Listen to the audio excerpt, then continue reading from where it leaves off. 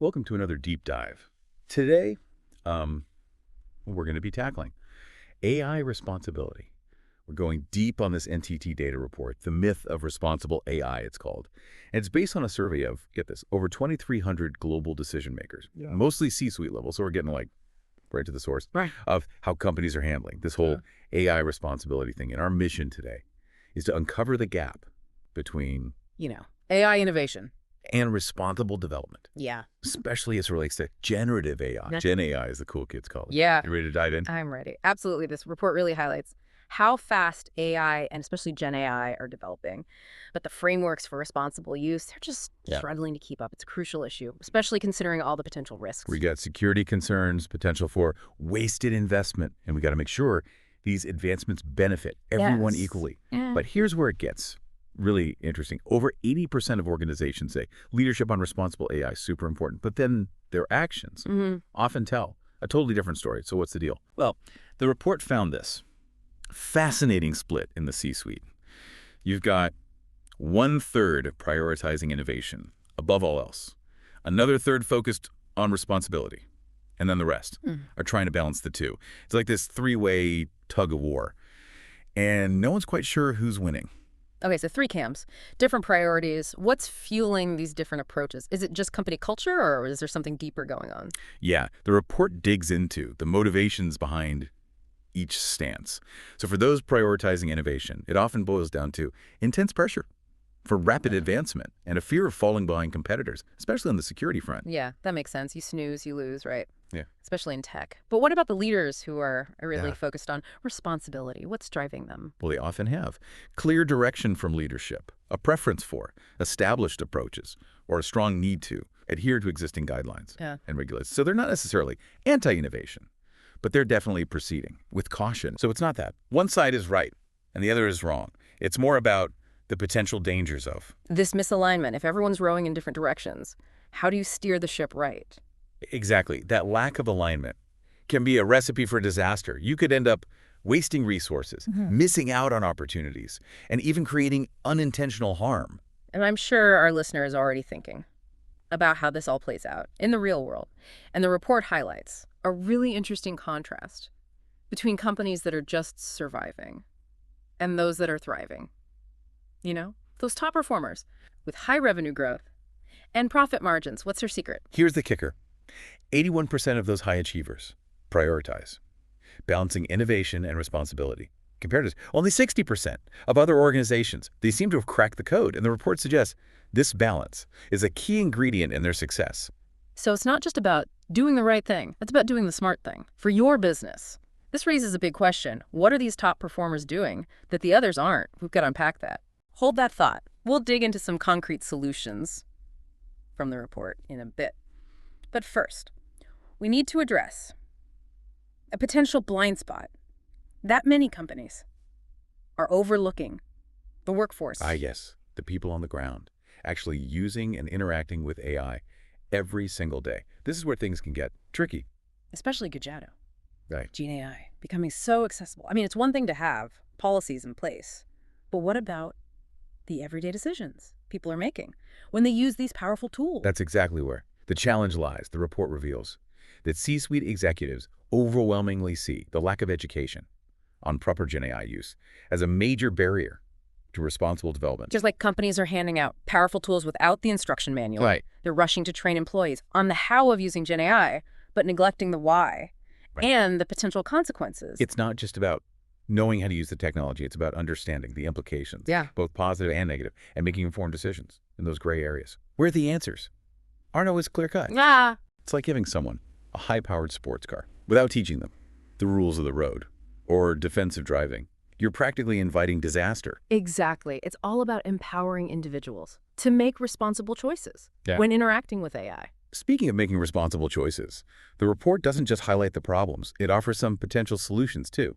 NTT data outlines 4 key steps that organizations can take to bridge this responsibility gap. Are you ready to dive into those? Absolutely. Let's start with the first step, which is embracing a responsible by design philosophy. It's about baking ethical considerations into AI development from the ground up, not treating it as an afterthought. We're talking about building systems that are inherently secure, inclusive, and fair. In fact, NTT Data has this working example they call responsible reinvention, which shows how to put this principle into action. So it's not just a box to check for compliance. It's about weaving responsible AI into the very fabric of the company culture. Fascinating. Tell me more about this responsible reinvention approach. What does that look like in practice? It's about shifting from a reactive to a proactive mindset. Instead of simply trying to mitigate harm after it occurs, they're designing systems with ethical considerations built in from the start. This involves things like using diverse data sets to train AI models, implementing rigorous bias testing, and even involving ethicists in the design process. That makes a lot of sense. It's about being intentional. Yeah. And anticipating potential pitfalls before they become problems. It sounds like a pretty comprehensive approach. What's the next step? The next step is multi-level governance, which builds on this foundation of responsible design. It's about moving beyond basic legal compliance and taking a more proactive approach to managing risk. Think of it as building checks and balances into your AI systems where different groups within the company and even external stakeholders have a voice in shaping the ethical considerations of AI development. So it's about broadening the circle of responsibility and making sure that ethical considerations are woven into every level. Every level of decision-making. I like it. What's next on the list? The third step focuses on upskilling and appraising change. We all know GenAI is rapidly changing the workforce. So organizations need to equip their employees with the knowledge and tools to use it effectively and responsibly. It's not just about technical training. It's about fostering a culture of continuous learning and adaptation as AI continues to evolve. Right. It's about making sure employees can not only use the tools, but also navigate the ethical dilemmas that might arise. Training and education are absolutely crucial here. What's the final piece of the puzzle? The final step emphasizes global collaboration. AI is a global issue, and no single organization can tackle it alone. This is where cross-sector partnerships and shared standards come into play. We need a global conversation about AI responsibility to shape its development and ensure it benefits everyone. It's about recognizing that this is a shared responsibility that requires collaboration across industries, governments, and even individuals. It's a big task, but it seems essential if we want to harness the power of AI for good. But where does the buck stop in all of this? Who's ultimately responsible for driving this change? The report specifically calls out CEOs as key players in shaping a responsible AI future. They set the tone and culture for their organizations, and their actions have a ripple effect throughout the entire company. So it's not just about issuing a memo or creating a task force. It's about leading by example and making responsible AI a core part of the company's DNA. Precisely. And the report goes even further by outlining some specific to-dos for CEOs to guide their organizations towards responsible AI. Okay, now we're getting to the nitty-gritty. I'm all ears. What does the CEO to-do list look like? First and foremost, CEOs need to walk the walk. They need to actively demonstrate their commitment to responsible AI by leading training sessions, communicating the why behind these changes, and making it clear that ethical considerations are not optional. Actions speak louder than words, right? So it's about setting the tone. From the top down, what else is on the CEO's agenda? Second, they need to guide their CIOs and CISOs to find that sweet spot where innovation and responsibility intersect. It's about balancing the need for rapid advancement with the need for security, ethical considerations, and a realistic time to market. It's a balancing act for sure. What else, son? The CEO to-do list. CEOs need to become vocal advocates for responsible AI, participating in industry conversations, pushing for global standards, and using their platform to influence positive change. So it's about stepping up, taking a stand, and using their influence to shape the industry as a whole. What's the final item on the CEO checklist? The last, but certainly not least item, is to foster a culture of open communication and collaboration. This means creating an environment where employees feel comfortable raising concerns, sharing feedback, and contributing to the development of responsible AI practices. It's about building a culture of trust and transparency where everyone feels empowered to speak up and contribute to the conversation. But this is all pretty high level. Focusing on the C-suite and CEOs, what about the rest of us? Where do we fit into this equation? That's a great question, and it's something we'll delve into deeper in the next part of our deep dive. Stay tuned. Okay, so we've established that leadership plays a huge role in shaping responsible AI, Mm. but it's not just about what's happening in the C-suite, right? What about the everyday interactions with AI that are becoming more and more common? Where does personal responsibility come in? You're hitting on a really crucial point. We've talked about big picture strategies, but the rubber really meets the road in those daily interactions with AI. Think about it. Even seemingly mundane uses of Gen AI can raise some tricky questions. Can you give me an example? I'm having trouble picturing what you mean. Sure, imagine you're using Gen AI to write marketing copy and it whips up some catchy slogans. Great, right. But what if those slogans inadvertently play into existing stereotypes? Or what if you're using Gen AI to summarize research, but it misses a crucial nuance that could lead to a bad business decision? Okay, now I see what you mean.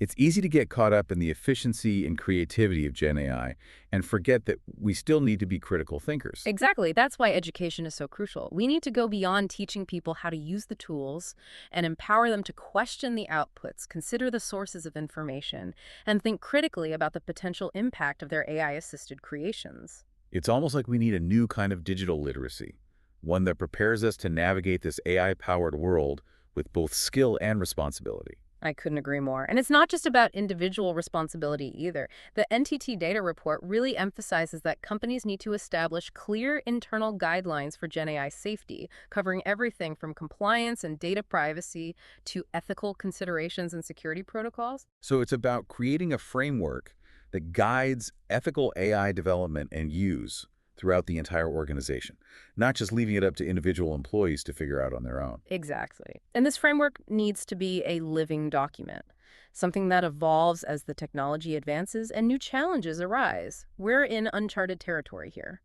and we need to be adaptable. That makes me think about the potential for unintended consequences. We've all heard those stories about AI systems making decisions that defy logic or even discriminating against certain groups. How do we guard against that? Those are valid concerns, and they highlight the importance of human oversight.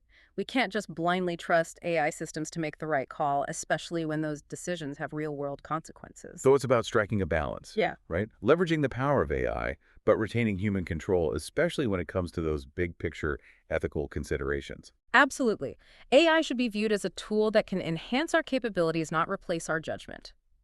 And this brings us back to the importance of leadership. The report makes it clear that a lack of clarity from leaders on responsible AI can create confusion and hinder progress. It's like that old saying, if you don't stand for something, you'll fall for anything. If leaders aren't clear about their expectations for responsible AI use, it creates a vacuum where anything goes. A very apt analogy. Leaders need to set a clear example, provide specific guidance, and empower their teams to make responsible decisions when using AI. Now, the report also mentions the need for greater regulatory oversight. What role do you see governments playing in addressing the AI responsibility gap?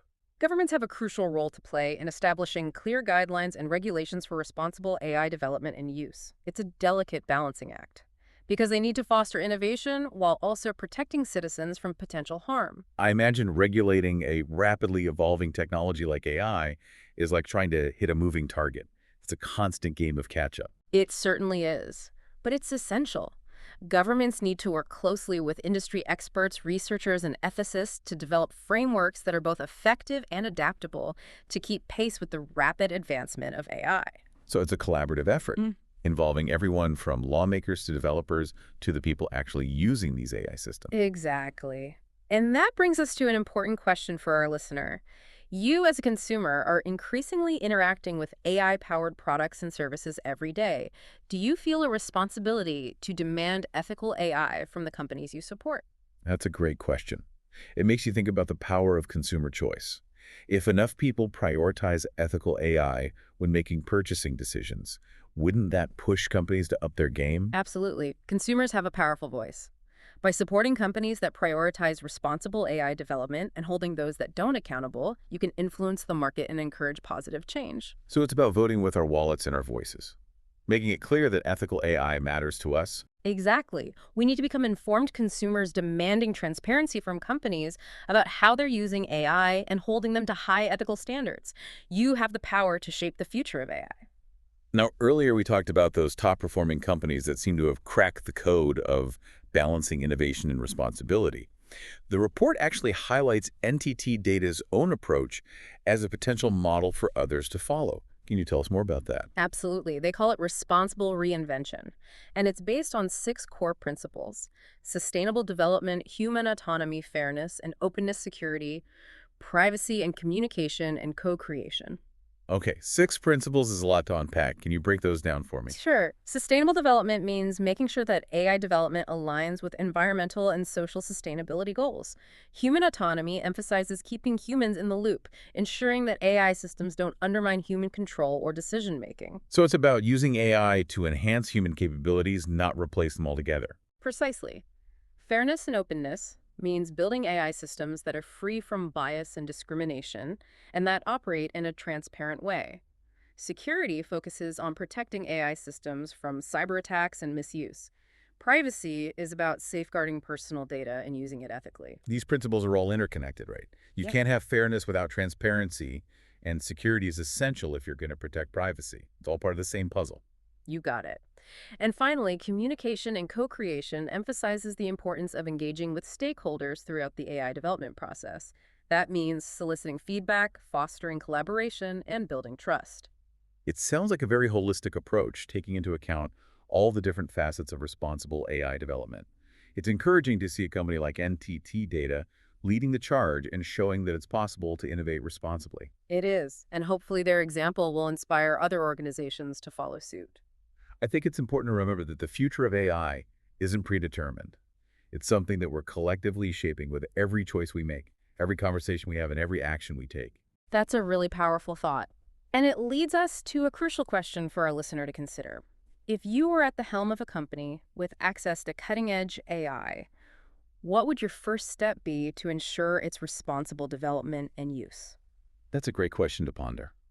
It really challenges us to think critically about the role we all play in shaping the future of AI. Mm. As we've been digging into this report, it's really hit me that this whole responsibility gap, it isn't just a technological challenge, it's a human one. Yeah, absolutely. It's something that's often overlooked in all the talk about algorithms and regulations. But at the end of the day, it comes down to human choices, human values, and how we want to shape our future with this technology. I see what you mean. We can create all the guidelines Mhm. and frameworks in the world, Mhm. but if people aren't using AI responsibly, it can still have negative consequences. Exactly. And that's why this conversation about responsible AI is so important. It forces us to grapple with some really fundamental questions about ourselves. What do we consider fair? Where do we draw the line ethically? And who gets to decide? Those are some pretty heavy questions, and I imagine there are no easy answers, especially when you consider how rapidly AI is evolving. You're right, there are no simple solutions. But that's all the more reason to have these conversations now, to really think through the implications before it's too late. It's like we're building the plane as we're flying it, right? We need to be constantly adjusting course and making sure we're heading in the right direction. Yeah, that's a great analogy, and it highlights the importance of adaptability and continuous learning in this field. We need to be willing to adjust our thinking and our approaches as the technology evolves. Now, earlier we talked about how companies with high revenue growth and profit margins are more likely to prioritize balancing innovation and responsibility. Any thoughts on why that might be? I think it speaks to the idea that ethical AI isn't just the right thing to do, it's also the smart thing to do. When companies prioritize responsible AI development, they build trust with their customers, attract and retain top talent, and mitigate risks that could damage their reputation. It's a win-win all around. So it's not just about avoiding negative PR. It's about creating a sustainable and successful business model. That makes a lot of sense. It does, and it makes you wonder why more companies aren't embracing this approach. Maybe it's a lack of awareness. Or maybe some leaders still view ethical AI as a constraint rather than an enabler. Could be a bit of both. Yeah. But as more companies showcase Really? the benefits of AI, responsible AI development, Yeah. I think we'll see a shift in mindset. I hope so, because the potential benefits are enormous, both for businesses and for society as a whole. This has been such a fascinating Yeah. and thought-provoking conversation, I feel But like. hey. I've gained a whole new perspective on AI and Yep. its implications. I'm glad to hear that. And remember, the future of AI is not set in stone. It's something that we're all shaping together with the choices we make and the actions we take. So let's choose wisely, act responsibly, and continue this important conversation. about how to ensure AI benefits all of humanity. Well said. And for our listeners, if you want to delve deeper into NTT Data's insights and recommendations, be sure to check out their Global Gen AI report. It's linked in the show notes. It's a fantastic resource for anyone who wants to learn more about this critical topic. And on that note, it's time for us to wrap up this deep dive. Thanks for joining us. It's been a pleasure. Until next time, keep exploring, keep questioning, and keep pushing for a future where AI empowers us all.